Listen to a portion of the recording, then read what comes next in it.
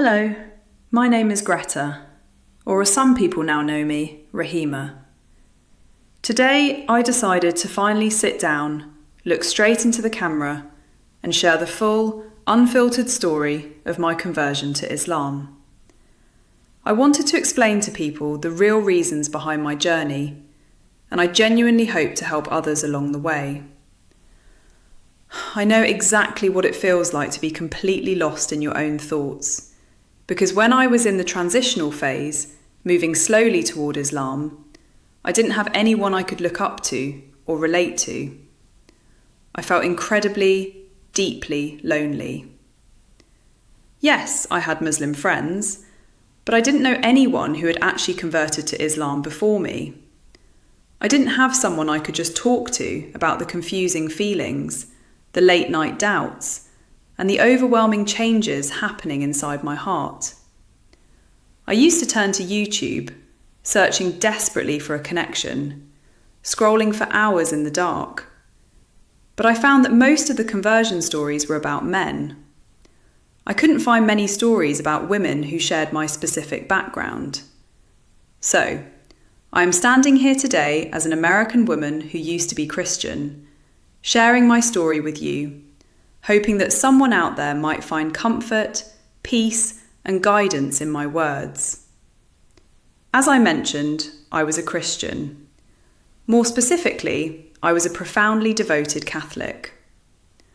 I want to emphasise that I never had any real problem with being Catholic.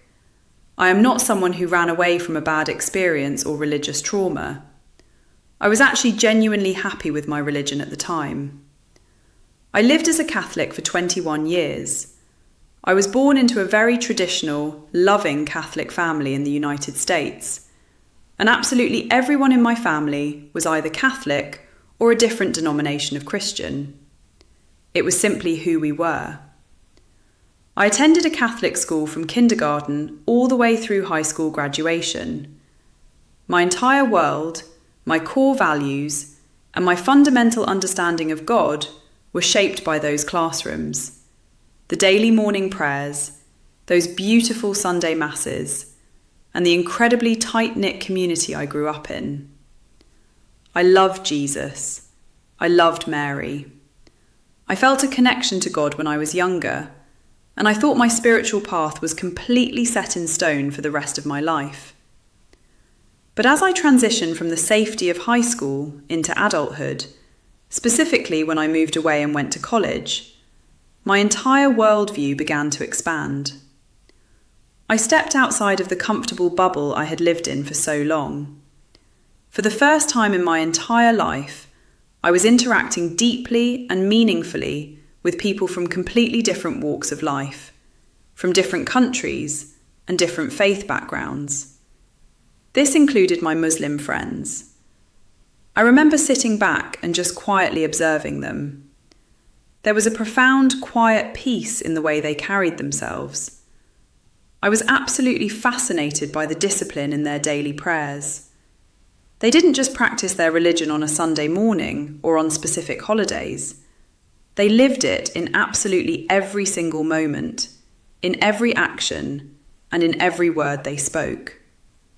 Whether it was the way they washed before prayer, the modesty in their behaviour, or the dedication they showed during the month of Ramadan, I was captivated.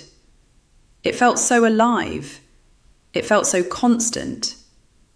I started asking them questions, purely out of curiosity at first. I wasn't looking to change my religion. I just wanted to know what gave them that profound sense of unshakable inner peace. They were so kind, so remarkably patient, and they never once pushed anything on me.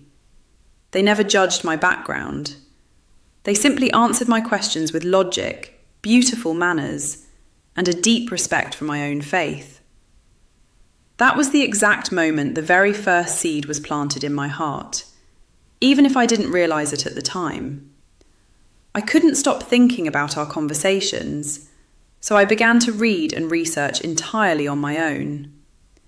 I vividly remember ordering an English translation of the Quran and opening it for the very first time.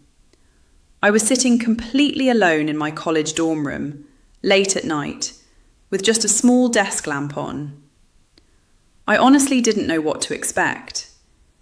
Coming from a traditional Western Christian background, I admit I had my own preconceived notions and media-driven ideas about what Islam was. But as I slowly read through those pages, something unexplainable and beautiful happened. The words didn't feel foreign or distant or harsh. They felt incredibly familiar, like an echo of something I had always known deep down. They spoke directly to my soul without any barriers. I read the chapters about Jesus, about Mary, about Moses, Abraham, and the prophets I had loved and revered my entire life in the Catholic Church. But the message here in the Quran was so incredibly direct, so incredibly pure, and so profoundly clear. There was no confusion. There was no complicated theology that I had to force my mind to accept. It was just a direct, unfiltered line of communication and submission between the creation and the Creator. It emphasized the absolute oneness of God in a way that resonated perfectly with my intellect and my heart. The more I read over the next few months, the more sense absolutely everything made. Pieces of a puzzle I didn't even know I was trying to solve were suddenly falling into place. But with that beautiful clarity came a terrifying, heavy realization. I realized with absolute certainty that what I was reading was the undeniable truth.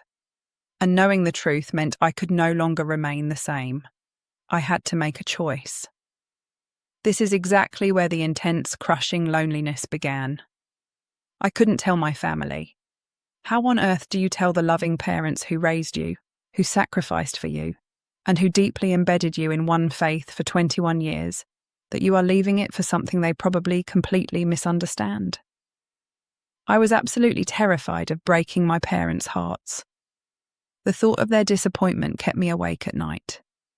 I was scared of losing my lifelong friends, my community, and my entire identity as an American Catholic woman. I felt like I was living two separate lives. Those long months were undoubtedly the hardest and darkest of my entire life. I would cry myself to sleep night after night, praying desperately to God, asking Him to guide me, to show me a clear sign, to give me the courage and the strength to do what I knew in my absolute core was right. I watched countless videos, searching frantically for a woman who had walked this exact path, looking for a sign that my life wouldn't fall apart and that I would be okay. That is exactly why I am speaking to you right now. If you are sitting in that dark room, crying your eyes out and asking God for a sign, let this video be it. You are not crazy. You are not alone. And God is listening to every single one of your whispers. The ultimate turning point came when the crushing internal pain of hiding the truth simply became heavier than the fear of what other people would think. I realized I was actively living a lie. I couldn't unsee what I had seen in the Quran, and I couldn't unfeel the pure connection I had finally made with my Creator. I knew that I had to choose God over the comfort of my old life. One Friday afternoon, I gathered every single ounce of courage I had left in my body, and I drove to the local mosque. I sat in my car in the parking lot for 20 minutes, shaking. My heart was pounding so hard against my ribs, I thought everyone outside could hear it. But the moment I finally opened those doors and stepped inside, the intense anxiety completely vanished. It was replaced by a wave of tranquility. I was immediately surrounded by wonderful sisters who didn't even know my name, yet they smiled at me with genuine, radiant warmth. I eventually sat down with the Imam. With tears absolutely streaming down my face, my voice shaking, but my heart completely firm, I testified that there is no God worthy of worship except Allah, and that Muhammad is his final messenger. Taking my Shahada was, without a single doubt, the most liberating, beautiful moment of my entire existence. It literally felt like a massive, suffocating physical weight had been completely lifted off my chest and my shoulders. I realised in that beautiful moment that I wasn't losing my past. I was completing it. I was finalising my spiritual journey. Later on, I chose the name Rahima, which means merciful and compassionate, because that is exactly how I deeply felt God had treated me throughout my entire confusing journey. He was patient with me when I was lost. Telling my family was just as difficult as I expected it to be. There were many tears, a lot of deep confusion, and a series of very hard emotional conversations. It took a lot of time, incredible patience, and constant prayer. But instead of arguing, I made sure to simply show them through my daily actions that Islam didn't make me a different, distant person. I proved to them that it made me a much better daughter, a more compassionate friend, and a profoundly kinder human being. Slowly, over time, the tension began to ease, their hearts softened, and love prevailed. If you are listening to this right now and you are standing on the very edge, looking down and wondering if you should take that massive step, I want to look you in the eyes and tell you to trust God entirely. The journey is not always easy. I won't lie to you. There will be obstacles, misunderstandings, and painful moments of isolation. But I promise you, the profound, unshakable peace that completely fills your heart when you finally submit to the Creator of the universe is worth every single tear and every sleepless night. Don't let fear hold you back. Don't be afraid to seek the ultimate truth. And most importantly, always remember that there is a massive, beautiful family of over 2 billion people around the world waiting to welcome you home with open arms. Thank you so much for taking the time to listen to my story. May peace be upon you all.